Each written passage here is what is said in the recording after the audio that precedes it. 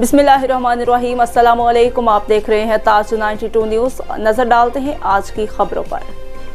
मलीर से इरफान अली मेमन की रिपोर्ट शामिल करते हैं। समाजी तंजीम MK रास्ता की जानिब से डिग्री कॉलेज मेमन कोट में माहौलियाती आलूदगी और मंशात एक शहर के उन्वान लेक्चर का इनेकाद किया गया, जिसमें हाशिम जैदी, शहीद जुल्फ़िकार अली भुट्टो, लॉ कॉलेज के प्रिंसिपल रियाज बलोच, सिकंदर अली रिंद, प्रोफेसर अबू बकर बलोच, डॉक्टर शाहनवाज दिल, समाजी रहनुमा तारिक अजीज़ बलोच, प्रोफेसर और बड़ी तादाद में तलबा व तालिबात ने शिरकत की। इस मौका पर डॉक्टर शाहनवाज MK दिल, प्रोफेसर अबू बकर बलोच, तारिक अजीज़ बलोच ने लेक्चर देते हुए कहा कि तलबा तालिबात माहौलियाती आलूदगी के खिलाफ मुहिम कलीदी किरदार अदा कर सकते हैं।